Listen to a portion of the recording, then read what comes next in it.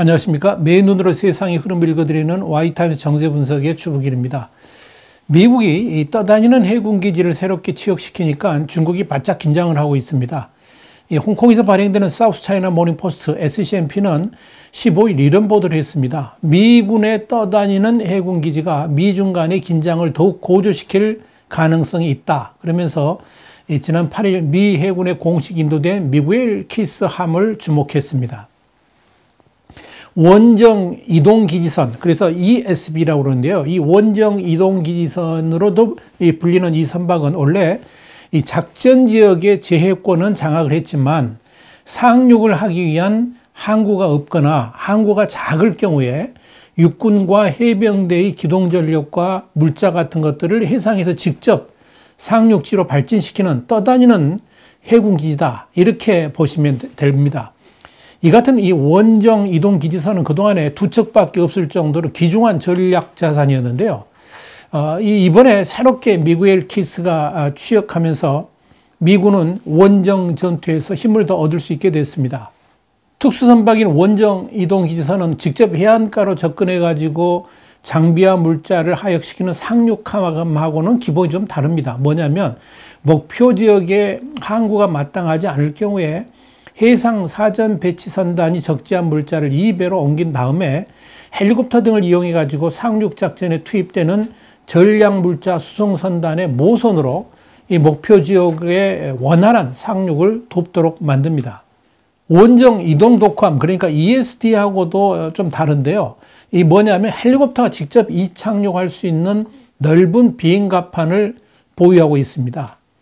이 원정 이동 기지선의 미구엘 키스는 지난 2018년 1월 30일부터 이제 건조를 시작해 가지고 올해 5월 8일 해군에 인도돼 가지고 이제 가동을 시작한 겁니다. 미 해군의 USNI도 지난 10일 한국 시간으로 11일입니다. 미구엘 키스 함이 미 해군에 공식 인도됐다. 이렇게 보도를 하면서 함장은 애리조나주 템퍼 출신인 트로이 펜드릭이 약 150여 명의 장교와 승무원을 지휘하게 된다라고 발표를 했습니다. 이 미구엘 키스 함은 길이는 239m고요. 함폭은 50m입니다. 배수량은 약 9만 톤가량 됩니다. 항속거리는 9,500해리, 그러니까 한 17,600km 이상이고 최고 속도는 15노트, 그러니까 한 28km 시속 그 정도 됩니다. 승무원은 장교 5명, 그리고 수병 96명, 선원 44명으로 구성이 됩니다. 이 미구엘 키스함은 특히 해군의 가장 큰 헬리콥터인 MH-53과 해병대 F-35B를 수용할 수 있을 정도로 초대형 비행 갑판을 보유하고 있기도 합니다. 미구엘 키스함은 루이스 B. 퓰러 그리고 허셀 우디 윌리엄스에 이어서 이제 세 번째로 샌디에고에 있는 제네럴 다이내믹스 산하의 나스코 조선소에서 건조된 겁니다. 이 미구엘 키스함은 해군기지로서의 임무 외에도 기뢰 제거라든지 특수전, 탐사 업무 같은 이런 데 지원시설까지 할 수 있는 그런 능력을 갖추고 있습니다. 또 이 특수작전팀을 포함해 가지고 최대 298명의 거주를 지원하기 위한 숙소용 마지선도 탑재되어 있습니다. 이 미구엘 키스함은 항공시설로 2대의 헤비급 수송용 헬기를 위한 발착함 포인트 4개소가 있는 비행갑판이 있고 또 2대의 시콜스키 CH-53을 위한 추가 갑판 공간도 마련되어 있습니다. 이 미구엘 키스함의 제작에는 5억 2,500만 달러가 투입된 것으로 알려졌습니다. 미국 랜드연구소의 군사 전문가인 티모시 히스는 미구엘 키스함의 취역과 관련해 가지고 이런 말을 했습니다. 미 해군과 이 수륙 양용 부대의 작전 유연성과 생존성을 향상시킬 것이라 그러면서 미구엘 키스함은 이 육지에 기반을 둔 항만이나 인프라가 필요 없이 세계 어느 곳이든지 해상 기지를 운영할 수 있다는 점에서 큰 강점이 있다라고 밝혔습니다. 현재 첫 번째 원정 이동 기지선인 루이스 B. 퓰러함은 중동 지역에 배치되어 있고요. 그리고 지난해 여름에 취역을 했던 두 번째 원정 이동 기지선 하셀 우디 윌리엄스는 그리스의 소우다 베이에 배치되어 있습니다. 자, 그런데 이 원정 이동 기지선인 미구엘 키스함이 취역하는 것에 대해서 중국이 이 집중적으로 관심을 갖는 데는 충분한 이유가 있습니다. 왜냐하면 이 미구엘 키스함이 남중국해로 투입될 가능성이 아주 높기 때문에 그렇습니다. 미 해군은 이 미구엘 키스함을 일단 미국령인 북마리아나 제도의 사이판, 여러분 잘 아시죠? 괌 바로 옆에 붙어 있는 사이판으로 보내질 것이다, 이렇게 밝혔습니다. 그렇다면 왜 하필 미 해군 기지가 있는 괌에서 아주 가까운 사이판으로 미구엘 키스함을 보냈을까?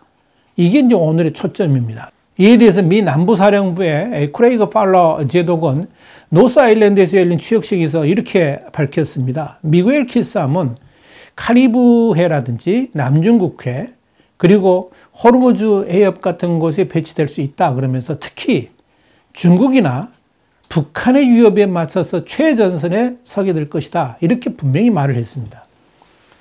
그러면서 팔러 제독은 이 중국 공산당은 음흉하고 부패한 영향력을 가지고 세계 지배와 국제 질서를 강요하고자 한다, 그러면서 여기에 대해서 강력하게 맞서게 될 것이다 라고 강조를 했습니다.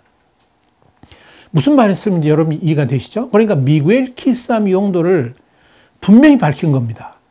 이와 관련해 가지고 중국의 군사 전문가인 숭중핑은 원정 이동 기지선은 주로 이 지원 선박이라 그러면서 헬리콥터 같은 항공기의 수송 호흡으로 단순하게 쓰여질 가능성이 높다라고 말을 했습니다만은 이 양반 이걸 잘 모르고 하는 말이고요. 제대로 밝혀진 분이 있습니다. 싱가포르의 S 라자라트남 국제학교의 그 콜링고 연구원이 이렇게 말을 했습니다. 완전히 상반된 내용인데요. 미구엘 키스함의 발진은 바이든 미 행정부가 중국을 앞으로 어떻게 대응하게 될 것인가를 분명히 보여준다 그랬습니다. 그러면서 이 미구엘 키스함이 순찰하는 선박은 아니지만 미구엘 키스함이 배치됨으로 인해 가지고 파급 효과는 엄청나게 크다, 이렇게 SCMP에 전달을 했습니다. 콜링고 연구원은 미구엘 키스함이 남중국해에 배치된다 그러면 중국의 강압적이고 물리적인 남중국해 지배에 대한 직접적인 도전이 될 것이기 때문에 중국 당국은 강한 알러지 반응, 그러니까 두드러기 반응을 보이게 될 것이다, 이렇게 말을 했습니다. 콜링고 연구원은 또 이 원정 이동 기지선이 배치되는 것만으로도 남중국해에서의 미중 간 충돌 위험은 그만큼 격화될 수 있다라고 예측하기도 했습니다. 자, 그렇다면 이 미구엘 키스함 같은 원정 이동 기지선이 남중국해라든지 동중국해에 배치된다 그러면 어떤 일이 일어날 수 있을까요? 사실 이 남중국해나 이 동중국해는 미군의 전력이 장악을 하고 있지요. 중국 해군은 랴오닝함과 산둥함의 두 항공모함 체제를 갖추고 있습니다만은 이들 항모는 미군의 전력에 비해서 비교적 차기 민망할 정도로 수준이 낮다 하는 거 여러분 다 아시고 계실 겁니다. 그래서 중국은 이 남중국해 섬들이나 암초들을 탈취하면서 그곳에 공격 거점을 세우고 미사일들을 배치해 가지고 대만이나 필리핀, 일본, 멀리는 괌과 하와이 그리고 미국 본토까지 한 발자국 더 가까운 곳에서 공격하려고 준비를 하고 있죠. 이렇게 공격 기지를 분산시켜 가지고 미국의 세컨드 스트라이크라는 이런 공격을 혼선에 빠뜨리게 할 수도 있고요. 미국의 공격의 효율을 떨어뜨리는 결과를 노리고 있는 겁니다. 또 하나 가장 중요한 목적은 이렇게 남중국해의 섬들과 암초들을 중국 영토화함으로 인해 가지고 이 남중국해 전체를 내해화해 가지고 궁극적으로는 남중국 전체를 통제하려는 야욕을 가지고 있습니다. 그것이 바로 중국의 제1열도선으로 나타나고 있는 거죠. 미국은 이런 중국의 목표를 무너뜨리기 위해서 항행의 자유작전을 줄기차게 펼치고 있는 것이고요. 더 이상 중국이 바로하지 못하도록 막고 있는 겁니다. 그런데 미국의 약점도 있습니다. 뭐냐면 남중국해는 중국에서는 가깝지만 괌이나 심지어 일본의 오키나와 기지에서도 그렇게 가깝지가 않습니다. 그래서 항공모함 외에는 군사 대응을 하기가 쉽지가 않습니다. 그렇다고 항공모함을 남중국해에 상시 배치할 수도 없습니다. 그러나 이 원정 이동 해군 기지인 미구엘 키스함을 배치하게 된다면 상황이 많이 달라집니다. 이렇게 되면 항공모함이라든지 구축함들이 물자 보급을 받기 위해서 멀리 있는 모항으로 해군 기지로 돌아갈 필요가 없게 되는 거죠. 원정 이동 해군기지가 바로 이 전략물자 수송선단의 모선이 되기 때문에 그렇습니다. 그렇다면 군사작전도 아주 효율적으로 진행할 수 있게 되죠. 그야말로 해군기지를 최전선 바로 옆에 둠으로 인해 가지고 아주 효율적인 전투를 할 수 있게 된다 하는 그런 의미입니다. 만일 이 중국과 필리핀, 대만, 베트남 등의 영토 분쟁 중인 스프레틀리 제도 근처에 미구엘 키스함이 딱 자리 잡고 있다 그러면 중국은 정말 굉장히 거북해질 겁니다. 그 미구엘 키스함만 따로 하나 있겠습니까? 옆에 호위 병력도 있겠죠. 중국이 혀를 낼름거리고 있는 바로 그곳에 미 해군기지 하나가 생긴 셈이죠. 그러니까 중국으로서는 참 답답하겠죠. 만약에 미구엘 키스함이 대만 인근의 마시에 부근에 자리를 잡는다 그러면 중국은 진짜 더 곤혹스러워질 수 있습니다. 미구엘 키스함으로 인해 가지고 미 해군의 구축함이라든지 항공모함 등의 작전 능력이 훨씬 높아질 수 있기 때문에 그렇죠. 그러니까 중국이 바짝 긴장하지 않을 수가 없습니다. 아마도 미구엘 키스함은 일단 사이판으로 배치를 시킨 다음에 이 마시협 부근으로 이동할 가능성이 높지 않나 저는 그렇게 판단하고 있습니다.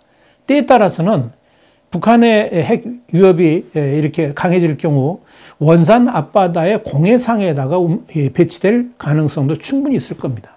이래저래 이 중국이나 북한 입장에서는 이 미구엘 키스함의 항로에 관심을 가지지 않을 수가 없는 겁니다.